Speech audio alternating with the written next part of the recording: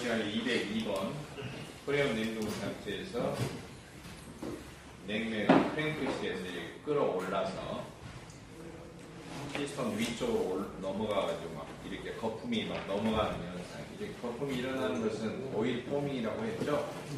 오일 포밍. 거품이 많이 몽땅 피스톤 위쪽으로 넘어가게 되면은 결국 윤활유가 압축이 되는 현상이 생겨요. 그것을 오일 압축이라고 그러고, 오일 압축이 되면은 압축이 안 되죠. 액체는 결국에는. 망치로 때린 것 같은 소음, 충격 이런 게 발생하는데, 그러면 오일 햄머링이라고 한다. 그렇죠? 예, 그게 이제 오일 포밍 현상 202번에 이제 풀었던 부분이고요. 203번. 다음 내용 중 잘못 설명된 것은 4번. CFC 프레온 냉매는 안전하므로 누출되어도 환경에 전혀 문제가 없다.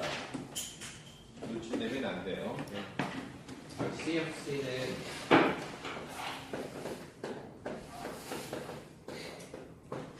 이게 앞에 이제 클로로, F가 클로로, C는 이제 카본, 이런 성분이죠. 클로로, 카본. 클로로가 뭐냐면은 이제 여러분이 일반 화학 기초를 수업을 들었기 때문에 7쪽 원소를 보면요. 불, 염, 그, 용 이렇게 외웠을 거예요. 불염, 부용. 요드까지는 그냥 안 해도 되지만 위험을 공부할 때는 요드까지 해야 됩니다. 불염, 부용. 이제 이게 불소, 염소, 브롬, 요드 이렇게 했어요. 근데 이제 영어 명칭은 불소가 플루오르, 염소가 클로라이드. 염소 명칭이 클로라이드예요. 클로라이드. 브롬, 이제 명칭 그대로 브롬, 요드. 그럼 이제 한자식 이름은 어떻게 되느냐? 이게 이제 플루오르가 불소죠. 염소는 클로라이드 염소, 브롬이 취소, 요드가 옥소 이렇게 불러요. 그래서 이제 불염 취옥 그렇게 말해요. 한자로는 불염 취옥. 영어로는 풀클 부요 그러는데 외우기가 어려우니까 풀클 부요 그러면 발음이 어렵잖아요. 그래서 이제 이것을 불염 부요 이렇게 7절 암기사 할 때 요거는 한자식으로 이름을 바꿔서 불염 이렇게 했는데요. 영어 발음대로 순서로 읽으면 풀클 부요 그러면은 발음이 잘 안 떨어져요. 그래서 이제 불염 부요 이렇게 보통 많이 외웁니다. 지금 이 성분에 카본이다라고 하는 경우는 메탄이나 이 에탄 구조에서 메탄에탄 구조는 이렇게 탄소가 한 개, 두 개 이렇게 배열이 되어 있고 사방으로 수소가 둘러싸여 있죠. 이 구조에서 수소 대신에 수소를 떼어내고 그 자리에 저쪽 떼어내고 그 자리에 불소나 염소, 브롬, 요드를 붙일 수가 있는데 대부분 초기에 나왔을 때는 이제 브롬까지 붙인 것이 나왔는데 이제 중간 단계에서 불소염을 붙이고 요즘에는 이것이 문제가 생겨서 불소만 붙이고 그것도 문제가 생기면은 친환경적으로 아예 이렇게 치환을 하지 않고 이 자체로 사용하는 그런 냉매가 나옵니다. 이게 이제 친환경 냉매 이렇게 나오는데 천연 냉매라고 하고요. 지금 이 메탄이나 에탄 구조에서 수소 대신에 불소, 염소를 붙였기 때문에 이제 염소가 붙어 있으면 클로라이드가 붙어 있는 거죠. 클로로. 클로라이드가 붙어 있는 거고요. 플루오르, 불소가 붙어 있는 거. 그렇게 붙어 있는 탄화수소류다라고 하는 거예요. 카본 하이드레이트, 카본. 그다음에 수소는 하이드로겐이죠. 그래서 카본과 수소가 붙어 있으면은 탄소와 수소가 붙어 있는 탄화수소류는 카본하이드레이트 그렇게 불러요. 그러니까 카본하이드레이트이기 때문에 앞에 이제 C자로 시작합니다. 그러니까 이 성분은 염소도 붙어 있고 불소도 붙어 있다 그런 소리예요. 앞에가 이제 C가 클로로입니다. 원소 결합은 불소가 플루오로니까 F 이런 식으로 시작하고요. 그다음 클로라이드는 CLORID, 클로라이드 이렇게 시작해요. 취소는 브롬인데 BR, 옥소는 요오드, 아이오딘, 그래서 요오드, 그래서 I자로 시작합니다. 이게 이제 원소 기호인데 앞에 이제 C, 클로로가 붙어 있다. 한 글자 따서 F, 플로로가 붙어 있다. 그리고 카본하이드레이트, 탄화수소다 그런 소리예요. 염소와 불소가 붙어 있는 탄화수소류 그런 뜻입니다. 지금 오존층 파괴 문제가 되는 것은 실족 가운데서 이 밑으로 내려갈수록 파괴 효과가 커집니다. 그래서 이제 브롬 붙어 있는 것은 좀 아주 특이한 경우요. 이건 이제 제외한 것은 한 가지밖에 없는데 빼면은 염소, 불소가 많이 붙어서 만들었어요 옛날에는. 근데 이제 염소가 붙어 있으면은 불소가 붙어 있는 것보다 오존층 파괴가 정도가 심합니다. 그러니까 이런 경우는 지금 1번에 보면 보기 중에 시 없이 프레온 냉매는 안전하니까 유출되어도 환경에 전혀 문제가 안 생긴다 했는데 이게 완전히 틀린 말입니다. CFC 계열이 오존층 파괴 문제가 아주 심각해서 이것을 바꿔놨다는 거예요. 그래서 하이드로 클로로 플로로 카본 그렇게 이야기해서 HCFC 이 계열이 나왔고요. 그 다음에는 이제 HFC 이런 계열이 나와 있습니다. HFC 지금 HCFC는 뭐냐면 하이드로 수소도 붙어 있고요. 그 다음에 이제 클로로 플로로 카본 그렇게 되어 있는데 지금 CFC는 성분이 클로로 플로로 카본 이렇게 되어 있으니까 세 가지가 어울릴 거죠. 즉 이걸 다 떼어낸 거죠. 다 떼어내서 불소하고 염소가 다 골고루 붙어 있는 거예요. 네, 그렇게 되면은 이제 성분이 뭐만 있어요? 세 가지만 있죠. 염소, 불소, 탄소 세 가지만 있겠죠. 근데 이제 그런 단계에서 그 다음에 나온 게 염소가 너무 많다, 좀 줄이자, 좀 덜 떼어내고 붙이자. 수소를 좀 남겨놓자 해서 HCFC 이렇게 나왔고요.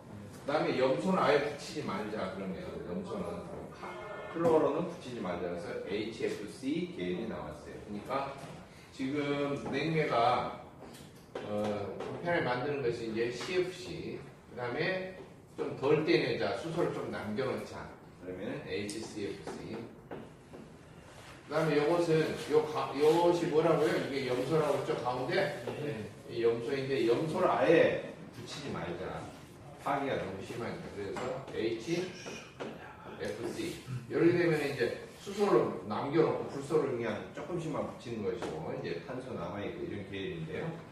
이것도 문제가 생겨요.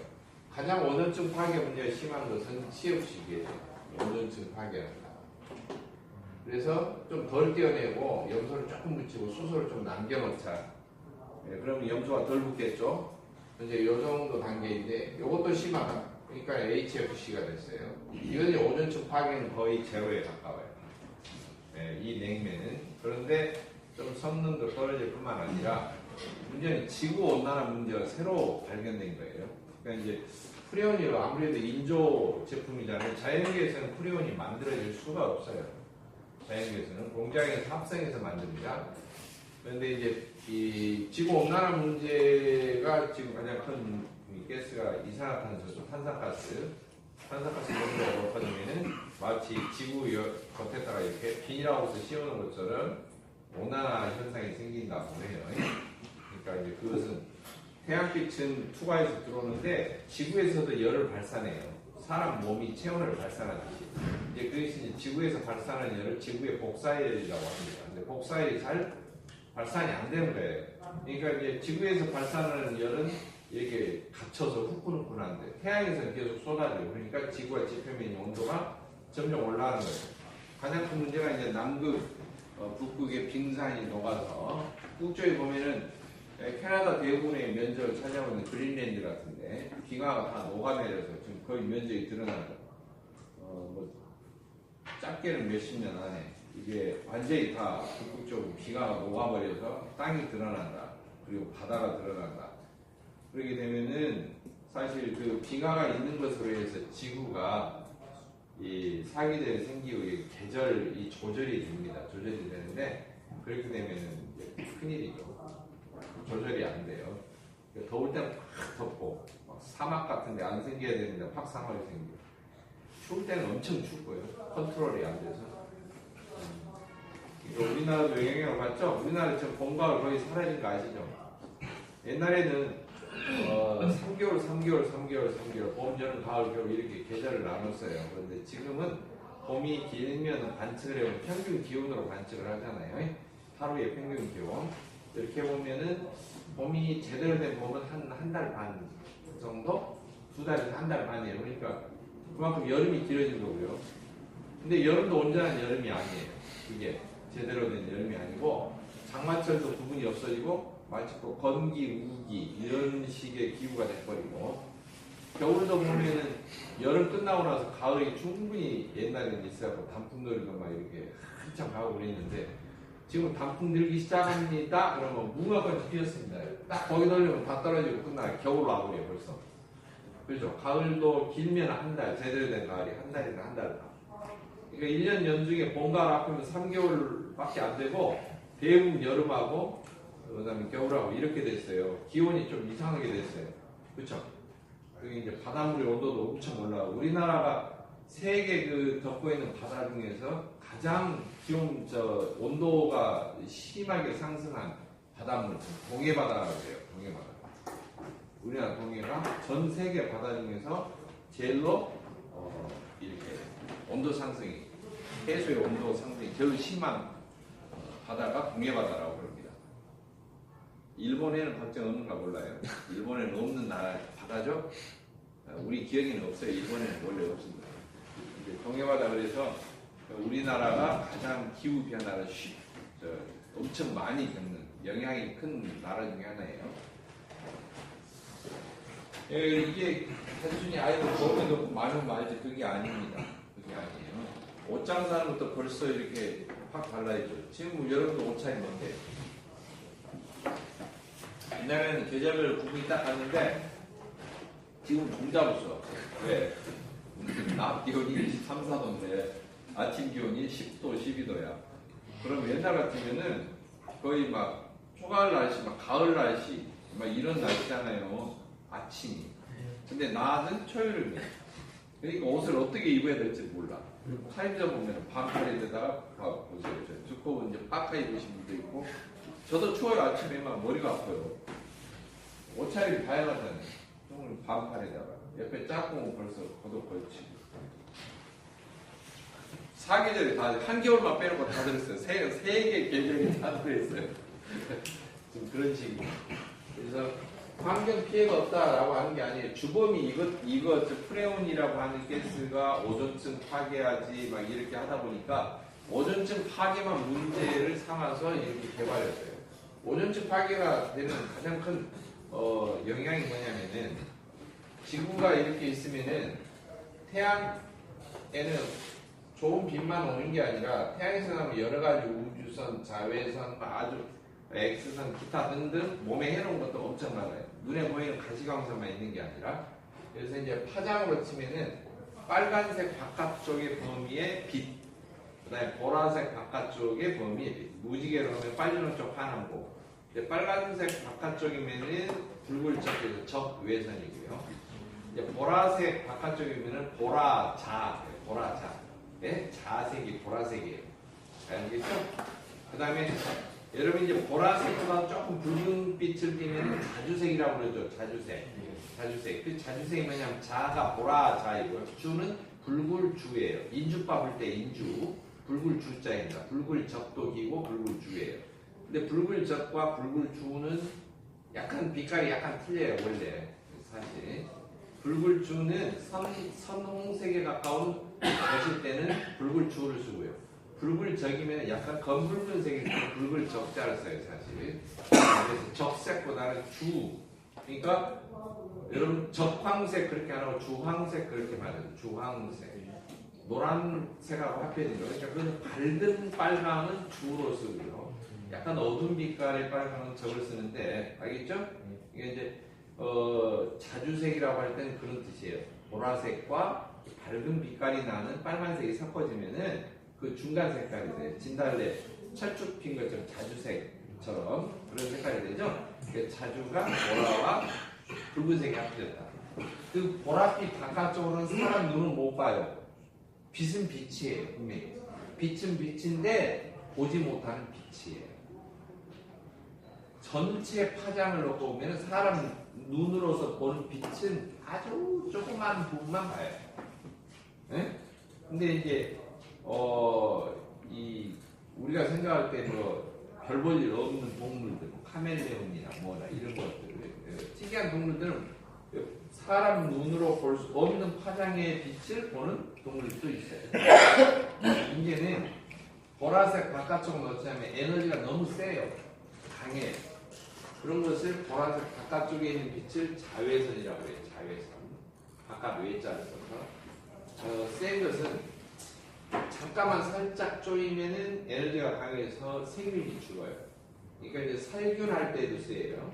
자외선 살균 그렇게 말하는데 컵 같은 거라든지 뭐 소독기구 같은 거 이런 거 넣고 이 소독기구 이렇게 전원을 넣으면은 위에 보라색 형광등이 켜져 있는 것들 그런 기구들 보였을 거예요. 그런 것은 보라색 빛깔 그 바깥에 파장을 내요. 네? 자외선. 근데 그게 세지면 어떻게 하느냐? 사람이 죽어요. 피부에 쏘이면 그냥 피부암이 생겨요. 식물도 죽어요. 말라서. 생물이 살아갈 수 에너지가 너무나 강한 파장이기 때문에 그래서 지구 바깥에 12km 이상의 성층권이가 지구를 뺑 둘러싸고 보호하고 있는데 그게 뭐냐면 오존층이에요. 오존층. 오존층이 희한하게 그것을 다 흡수해요. 근데 프레온 때문에 연구를 해보니까 이렇게 중간중간에 구멍이 뚫려 있는 게 발견됐어요. 오존층이 어마어마하게 구멍이 뚫려 있는 거죠. 그러니까 거기는 바로 통과해요. 태양빛이 그냥 바로 통과해요. 그 밑에 있는 데는 생물이 돌연변이가 생기거나 동물 같으면은 암에 걸리거나 수명이 짧아지거나 아무튼 원인 모를 병에 걸리거나 이런 저희가 집중적으로 되는데 남미 쪽에가 많이 풀렸거든요. 남극하고 또 아르헨티나 그 사이에 있는 상공이 어마어마한 발견됐어요. 그게 구멍이 뚫린 게. 그뿐만이 아니라 많이 등등등등 또 오존층이 얇아지고 막. 그럼 도대체 왜 이렇게 지구를 뺑 둘러싸고 있는 보호막과 같은 오존층이 빵꾸가 나느냐? 빵꾸 난 게 알고 보니까 프레온 냉면 때문에 그랬다는 거죠. 연구를 해서 한참 뒤에 밝혀진 거죠. 몇십 년 안 됐어요. 이게 밝혀진 게 원인이. 그래서 아르헨티나나 이런 데 남미 쪽에는요 아이들 착각하고 이렇게 백팩 맬 때 우리나라의 백팩 방식은 안 팔려요. 백팩이 뭐냐면 자외선 감지 센서가 달려있는 다 부착이 되어 있어요. 가방에. 그래서 거기에 색깔이 변색이 돼요. 자외선을 쏘이면. 그러면 자동 휴교예요. 색깔이 많이 변색되면은 학교 안 가요. 못 가죠. 당연히. 밖에 나가서 쏘이면은 안 좋으니까 당연히 안 좋죠. 자꾸 쪼이고 있으면 나중에 피부에 부스럼이 나는데 병원 가보니까 치료가 안 돼요. 사람뿐만이 문제는 아니죠. 야외 다 활동입니다. 우리나라 뭐 미세먼지 농도 많은 뭐 휴교를 앞으로 고려하다고 그러는데 미세먼지는 아무것도 아니고 직접 다이렉트로 바로 효과가 그 자리에서 나오니까. 피부가 화상 입은 것처럼 이렇게 해수욕장 오래 있으면 막 빨갛게 되잖아요. 그런 것처럼 조금 쏘이면 하루 갔다 왔는데 피부가 이렇게 벌겋게 화상 입듯이 그러니까 할 수가 없죠. 껍질 벗겨주면 낫는 게 아니라 계속 벗어져. 문제는. 그러면 어떻게 돼요? 이상한 거죠. 해수욕장에서 전반적으로 한 게 아니죠. 그래서 이것을 없애자. 되도록이면은 염소 성분이 붙어 있는 것이 오존층 파괴가 심한데요. 밑에 요드나 브롬이 될수록 더 심해요. 그 다음에 염소. 불소는 좀 덜 하는데 이제 그런 차이점 때문에 프레온이 여러 종류가 있는데 되도록이면은 염소 성분을 점점 없애는 걸로 이렇게 하자. 근데 이것도 이제 여기까지는 해결이 됐어요. 끝에 쓰이는 뭐라고요? 네? 탄소라고 했어요. 탄소라고 했는데 이것도 이제 해결이 됐다 싶으니까 이것도 연구를 해보니까 온난화 문제가 생긴 거예요. 그러니까 이 프레온이 좋기는 한데 프레온 문제가 오존층 파괴한다. 그랬죠? 오존층 파괴. 이건 직접적으로 생물에 영향을 미치는데 지금 제가 설명은 시험 문제 안 나와요. 근데 이게 생존에 관련된 문제이기 때문에 설명을 해드리는 겁니다. 두 번째로는 지구 온난화를 말해요. 탄산가스하고 똑같아요. 예. 그렇기 때문에 이 정도가 심한 것은 문제가 되겠죠. 이런 것을 없애기 위해서 자꾸 이것도 문제가 돼요. 지구온난화. 그래서 천연냉매를 사용하자. 굳이 인공적으로 하지 말고 우리 천연을 얻을 수 있는 게 뭐냐? 메탄, 에탄, 프로판, 부탄 이런 것 중에서 응축이나 증발이 쉬운 것들도 있지 않느냐. 예, 그렇죠. 부탄 같은 경우 왜? 이제 부탄도 여러분들 액화부탄이 있잖아요. LPG 하듯이 프로판도 액체를 만들고 부탄도 액체를 만들고 돼. 금방 또 증발이 되잖아요. 압력을 조금만 가하면 또 액체가 되고 이처럼 증발 응축이 쉬운 것들은 자연에서도 찾아볼 수가 있다. 그리고 독성이 없는 것들 암모니아는 워낙 능력이 탁월하지만 독성이 있으니까 대체 품목으로 그래서 요즘 이제 냉장고나 가정용으로 들어있는 이런 에어컨들 600톤 이소부탄이라고 하는 부탄을 사용합니다. 부탄을 사용하는 것이 이제 가전제품 중에서 냉장고나 뭐 이런 것 등등은 이제 그렇게 사용하고 또 기존에 있는 것 중에서 HFC 계열의 어떤 그 냉매를 주로 사용하잖아요. 성능이 좀 떨어지면은 좀 아무래도 파괴 정도가 적은 걸 가지고 섞어서라도 쓴을 많아서 되도록이면 이런 문제가 유발이 안 되는 것을 냉매를 사용하죠. 그렇게 되어 있죠 지금. 자, 그래서 가발을 보시면 CFC 휴용 냉매는 안전하고 누출되는 환경에 전혀 문제가 없다. 이건 완전히 틀린 말입니다. 잘못된 설명이죠. 이게 정답이죠. 문제가 잘못된 거 골라라고 했습니다. 다음은 물을 냉매로 하면은 증발 온도를 0도 이하로 운전하는 것이 불가능하다. 물은 당연히 0도면 얼어버리기 때문에 할 수가 없죠. 물을 냉매로 하면은 증발 온도를 0도 이하로 운전하는 것이 불가능하기 때문에 물을 냉매로 사용하는 경우는 제빙 장치를 구동할 수가 없어요. 순수한 물을 말합니다. 물론 맹물에다가 뭐 소금이라든지 부동액을 탔다든지 이렇게 브라인을 만들었으면 다른 문제인데 순수한 물로 냉매를 사용하면은 제빙 장치는 절대 안 됩니다. 순수한 물을 냉매로 사용하는 게 흡수식 냉동기에 대표적으로 있죠. 이 물 수증기를 흡수하는 게 브로마 리튬이라고 하는 흡수제를 사용해서 물을 냉매로 순환하죠. 흡수식 냉동기에서. 3번 응축기 내에 들어있는 불응축 가스는 전열 효과를 저하시킵니다. 이 불응축 가스는 주로 공기입니다. 공기가 스며들었을 때 그게 더불어가게 차 있으면은 냉매 흐름도 떨어지고 냉매가 잘 못 올라갑니다. 그리고 전열 효과가 떨어집니다. 그냥 단순하게 외울 게 아닙니다. 어떤 소리냐면은 대부분의 응축기가 이제 원래 기체가 뭘로 돼야 돼요? 열을 발산하면 액체로 변해야 돼요. 기체가 액체로 변해야 돼요. 기체가 액체로 될 때 필수 조건이 뭐냐면 열을 방출해요. 열을 버리죠. 열을 버리는데요. 여기에 불응축 가스가 들어있어요. 불응축 가스. 불응축 가스는 이제 명칭 그대로예요. 불 아니 불자예요. 응축이 되지 않겠으라. 이게 공기라고 생각하시면 돼요. 공기가 스며들었을 때 압축기를 통과해서 응축기로 넘어야 되면은 공기 때문에 열 전달이 안 되는 거예요. 자 봅시다. 공기가 열을 잘 전달을 안 해요. 열을 차단하는 효과가 없다는 거예요. 공기가 의외로. 알겠죠? 근데 더 심각한 것은 탄산가스는 더 뛰어나요. 공기보다도. 겨울에 추울 때 입는 속옷 중에서 보온메리라고 들어보셨죠? 보온메리. 보온메리가 보면은 얇은 공기층이 있어서 이렇게 다듬질을 할 때 이렇게 막 세로나 뭐 아니면 이런 식으로 이렇게 이렇게 막 무늬를 둬가지고 이렇게 해가지고 속에 볼록볼록 올라온 것처럼 이렇게 뽁뽁이처럼 이렇게 된 내복 보셨죠? 이런 거 하나 딱이면 진짜 안 추워요. 진짜 따스운데 이거 웬만하면 겉도 가볍게 입고 파카 하나만 딱 걸치면 겨울에도 옷차림이 가벼운데도 안 추워요. 사실 이런 게. 근데 이 공기층이 열 흐름을 어쩐다고 차단하는 효과가 크다는 100%짜리는 아닌데 알겠죠? 열 흐름이 어쩐다고 차단되는 이제 배관 재료편에 가면은 보온재 단열재가 나와요. 보온재 단열재 기본적인 구조는 뭐냐? 작은 알갱이 같은 공기층들이 미세한 공기층이 많이 들어있으면은 보온 효과가 뛰어나요. 단열 효과가 뛰어난 거예요. 알겠죠? 공기층이 미세하게 있습니다. 이게 스티로폼 보면 어때요? 꼭꼭꼭꼭 속에 기포 형식으로 발포가 돼서 그것을 압착을 해놓은 거예요. 우레탄 폼도 마찬가지입니다. 그리고 오리털 파카가 왜 따뜻해요? 오리털 사이사이가 공기층이 갇혀 있어요. 공기층이 미세한 공기층이 갇혀 있어서 그게 열 흐름을 열 전달을 차단해요. 그러니까 응축기가 이런 불응축 가서 공기가 들어있으면 열 흐름이 어때요? 열이 방출되는 게 차단되는 거예요. 한마디로 열을 잘 못 버리게 돼요. 응축 효과가 어때요? 네, 떨어지는 거죠. 열을 못 버리면 응축이 안 되는 거죠. 네. 그래서 응축기 내에 들어있는 불응축 가스는 전열 효과를 저하시킨다라는 설명이 그 설명이에요.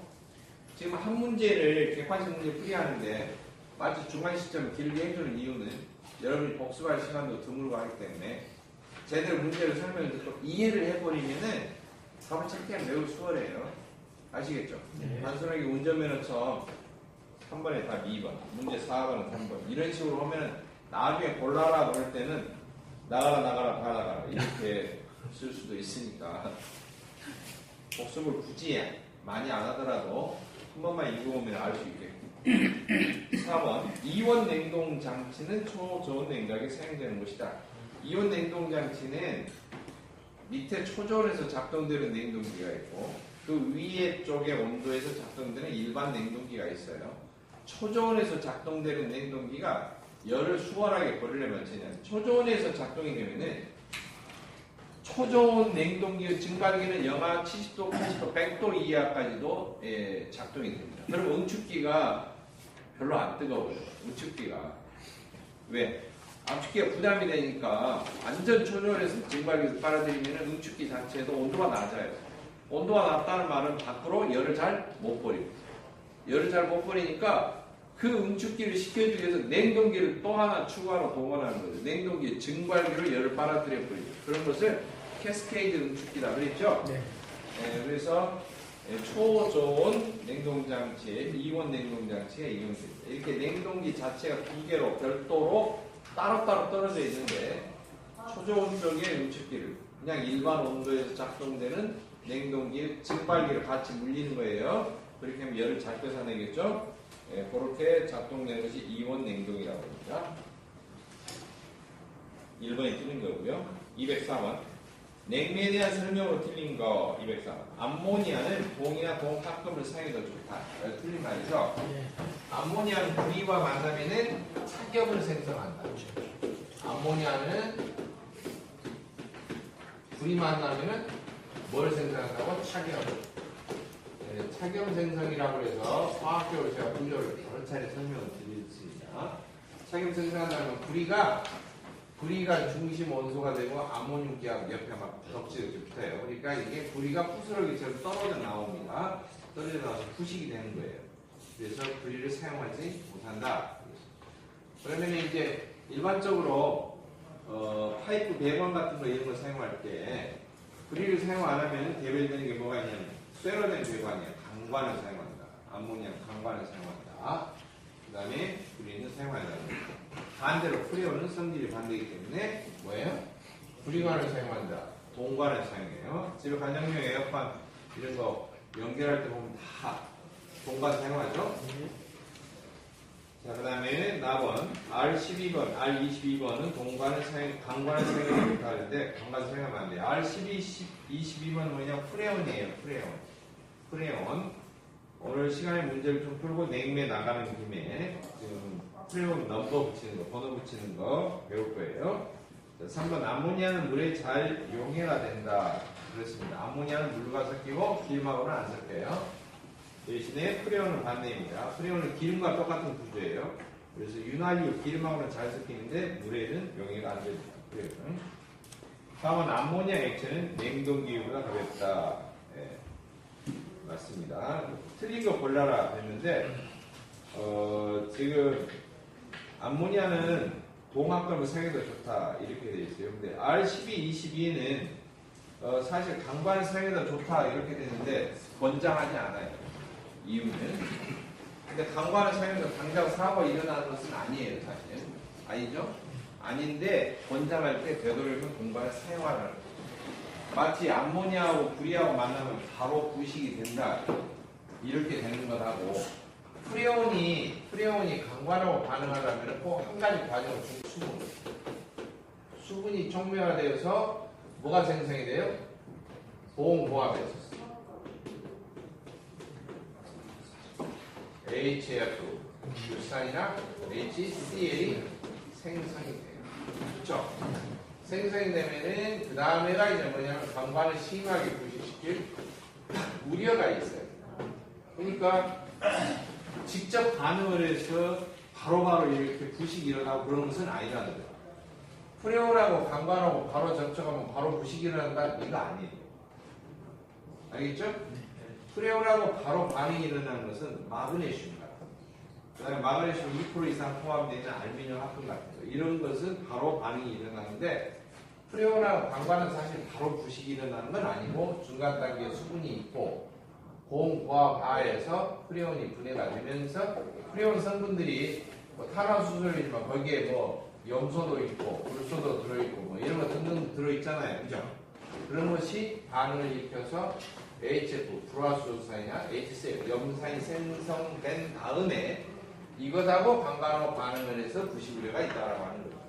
그러니까 한참 단계가 멀어지는 거죠. 그렇죠? 그리고 이 수분이 사실 장치 내에서는 수분이 존재하지 않도록 팽창밸브 직전에 건조기, 드라이어라고 하는 장치를 달기 때문에 수분이 웬만하면 냉매가 없죠. 이런 상황을 본다면은 그냥 단순한 가능성이죠. 근데 이 가능성도 배제하기 위해서 동관이 더 바람직하다라고 하는 거예요. 동관을 사용하는 것이 바람직하다. 절대 쓰면 안 된다가 아니고 뭐예요? 바람직하다. 근데 암모니아는 좀 다르죠. 암모니아는 구리하고 반응을 해서 뭐가 생성된다? 상염이 생성되니까 곧바로 부식을 곧바로 시키는 거예요. 그래서 암모니아는 구리는 사용하지 마라 이렇게 되어 있어요. 규정이 사용하지 마라 이렇게 아예 그냥 금지 규정으로 되어 있는 거예요. 알겠죠? 근데 프레온은 강관 사용하지 마라 이게 아니죠. 둘 다 괜찮은데 그나마 좀 어때요? 동관이 더 바람직하다라고 하는 것이 좀 뉘앙스가 다르죠? 그러니까 그것을 조금 혼동을 안 하셨으면 좋겠고요. 가반에 암모니아가 동이나 동합금을 사용해도 좋다 되어 있는 것 자체는 완전히 틀린 말이다. 네, 이건 틀린 말이다. 그래서 틀린 설명 그러면 하고 있고요. 왜 나번은 안 됩니까? 사용해도 됩니다. 사용해도 돼요. 단 수분이 없으면 괜찮아요. 사고가 안 일어나요. 아시겠죠? 오해 안 하시면 좋겠어요. 205번. 다음 설명 중 맞는 것은 윤활유와 혼합된 프레온 냉매는 오일 포밍 현상이 일어나겠습니다. 프레온에서 오일 포밍 현상이 일어난다고 했죠? 그랬죠? 기억나시죠? 예, 그 과정은 지난 시간에 그림까지 자세히 그려서 설명을 드렸습니다. 4번. 윤활유 중에 냉매와 용이한 정도 압력이 낮을수록 많아집니다. 예, 압력이 아니고요. 뭐가 들어갈 때는 탄산음료를 생각하시면 돼요. 압력을 가해서 온도를 어떻게 온도를 좀 차갑게 이렇게 해주면 많이 녹아들어요. 근데 딱딱이 해버리면 녹아있는 게 어때요? 기포가 싹 올라와. 그래 압력을 빼버리면 병뚜껑 뜨듯이 탄산음료 병뚜껑 뜨면 속에 녹아있는 탄산이 싹 올라오죠. 기포가 올라오죠. 그런 걸 생각하시면 됩니다. 그러니까 용해하는 정도가 압력이 낮을수록 많아지는 게 아니라 높을수록 이렇게 하고요. 이날 중에 냉매가 용해하는 정도는 온도가 낮을수록 온도가 높으면 냉매는요 그냥 액체로 되는 게 아니라 기체로 그냥 싹 날아가 버려요. 증발해 버리기 때문에 잘 녹아들지 않습니다. 다음은 장치 내 온도가 낮을수록 동부착 현상을 일으킨다고 했는데 동부착 현상이 어디에서 일어나냐? 고온의 장치, 매끄러운 면 같은 데 이렇게 코팅이 된다고 그랬죠. 앞쪽에 보면은 제일로 뜨거운 자리가 어디냐면은 피스톤이 움직여서 마찰되고 있는 실린더 안쪽 면면 같은 데 이런 데가 제일 뜨거운데 거기에가 불이 성분이 코팅이 된다. 이건 프레온에서만 지금 나오는 이야기죠? 프레온에서만 나옵니다. 이런 게 생성이 되면은 우려가 있기 때문에 강관을 부식 우려 때문에 동관이 어때요? 동관이 바람직하다 이렇게 제가 설명을 드렸는데 결국에는 동관을 많이 쓰다 보니까 이것이 동관을 부식을 안 시켜요. 이것도 시켜요. 어차피. 모든 금속은 산에 반응해요. 그래서 이게 동관 성분, 구리 성분 때문에 이게 서서히 어때요? 이것 때문에 어때요? 용해가 되어서 구리가 용해가 되는 거죠. 용해가 되어서 고온 뜨거운 면의 어떤 표면, 매끄러운 면 표면에 코팅이 되는 거죠. 이온 상태로 같이 녹아있으면 나머지 성분이 싹 증발해버리고 뜨거운 표면을 만나면 불이성분만 딱 남는 거예요. 이게 바로 뭐예요? 동부착 현상인데, 고온의 표면이 어디냐면 압축기 실린더 안쪽 면 이런 데 막 마찰되고 있는데 움직이는 이런 데가 뜨거운 부착 현상을 일으킨다. 즉 뜨거운 표면에 동성분이 불이온이 코팅이 되는 그런 현상을 동부착 현상에 나타내죠. 그러니까 4번도 틀린 말이에요. 보기 1번만 맞는 말이죠. 이달리와 화학적 표현 냉매는 오일 포미 현상을 알기 쉽다. 이게 답이 됩니다. 그 다음에 이제 213페이지 206번 냉매에 관한 설명에 좀 올바른 것은 암모니아 냉매는 증발 단면이 크고 냉동 효과가 좋으나 구리가 그 합금을 분식시킨다. 맞죠? 암모니아는 구리와 만나면 책임성분이 한마디로 부식이 된다는 거죠. 구리가 된다, 부식이 된다는 거예요. 구리가 뻑뻑뻑 떨어져 나온다. 부식이 된다라고 하는 겁니다. 이제 1번이 답이 되겠죠. 나만 일반적으로 특정 냉매로 설계된 장치로 다른 냉매를 그대로 사용할 수 없죠. 냉매는 종류와 특성이 달라요.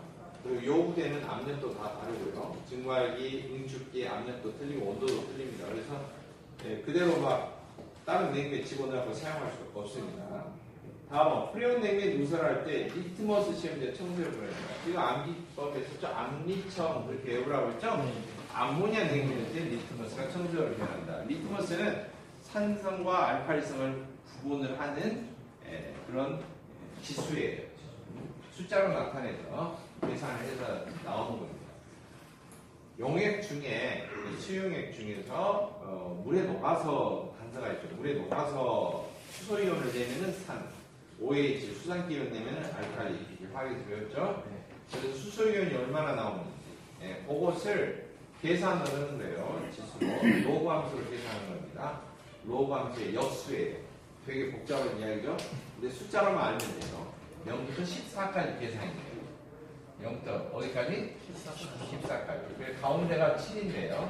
이렇게 계산으로 수소이온 농물 지수라고 하는데 pH라고 합니다. pH가 7이면 중성이고요. 7 넘어가서 14로 가면은 알칼리성이라고. 7 넘어서 0점으로 진행하면 산성이라고. 그러니까 7보다는 6, 6보다는 5, 5보다는 4, 4보다는 3이 더 강한 산성이에요. 0으로 갈수록. 그 다음에 숫자가 14로 갈수록 강한 알칼리성입니다. 가운데가 중성입니다. 이건 맹물이에요. 증류수. 이건 맹물입니다. 그래서 리트머스 시험지로 지금 푸른색으로 된다. 알칼리성일 때 푸른색으로 됩니다. 그 다음에 산성일 때는 반대, 적색이에요. 그러니까 암리청 그렇게 오라는 경우는 암모니아가 물에 녹으면 암모니아 수가 되는데 알칼리성이라고 했죠? 네? NH3 암모니아가 물에 녹으면 플러스 H2O가 되면은 H2O가 이제 HR, OH와 합해진 거예요. 수산 이온하고 수소이온하고 합해지면은 3개가 4개 합해진 것이고요. NH3가 아니고 하나 더 붙어서 NH4 그 다음에 OH 이렇게 됩니다. 이게 이제 수산화 암모늄이라고도 읽고 암모니아 수라고도 읽어요. 뒤에 OH 이온이 나와요. 그래서 알칼리성이 돼요. OH 이온이 나옵니다. 여기 있는 수소 이온은 요로 붙어버려서 암모늄 이온이 되고요. 암모늄 이온이 되고 OH 이온이 나와요. 그래서 물에 녹아서 OH가 나오니까 알칼리성이 된다는 거예요. 알칼리성. 암모니아가 알칼리성이 되니까 뭐가 돼요? 이쪽이죠. 알칼리성. 그래서 리트머스 시험지가 청색으로 변한다. 그래서 암기사항이 암리청 그렇게 외우라고 했죠? 네. 프레온 냉매는 반응 안 해요. 프레온 냉매는 자체가 기름하고 똑같은 구조라서 물에 녹아서라고 하는 단서에 해당 안 돼요. 물에 녹지를 않아요. 물에 녹지를 않는 것은 산성이다 알칼리성이다 구분을 안 합니다. 알았죠? 네. 반드시 물에 녹아야 돼요. 안 녹은 것은 산성 알칼리성 구분 자체를 안 합니다. 그러니까 프레온은 아무것도 아니에요. 그렇게 생각하시면 돼요. 물에 안 녹아요. 그러니까 리트머스 시험지가 청소에 배한다? 이렇게 못해요. 검지를 못해요. 그러니까 비눗물 같은 걸로 한다든지 헬라이드 토치로 한다든지 아니면 전자식 센서로 들어있는 할로겐 디텍터라고 하는 할로겐 냉매, 프레온 냉매 검기기가 따로 있습니다. 그걸 사용합니다. 라번, 암모니아 냉매 누설은 헬라이드 토치를 이용한다. 헬라이드 토치 방금 이야기했죠. 프레온 누설 검지할 때 쓰는데 이 가나다를 잘 읽어보면은 교묘하게 말을 섞어놨어요. 교묘하게. 다 어디서 한 번쯤 들어본 말인데요. 뒤집박고 섞어놨기 때문에 잘 읽어야 돼요. 리트머스 읽어본 것 같아요. 헬라드 토치도 들어본 것 같아요. 냉매도 교묘하게 바꿔놔가지고 해놓은 거죠. 자, 207번부터는 할로겐화 탄화수, 즉 프레온 냉매를 번호를 붙이는 호칭 기호 결정과 관련 없는 성분에서 번호를 붙이는 요령입니다. 이것은 프레온 냉매뿐만 아니라 지금 개발된 냉매를 번호를 어떻게 붙였는가 그 번호 붙이는 체계를 한번 공부하고 나서 이 문제를 쭉 풀어야 됩니다. 아시겠죠?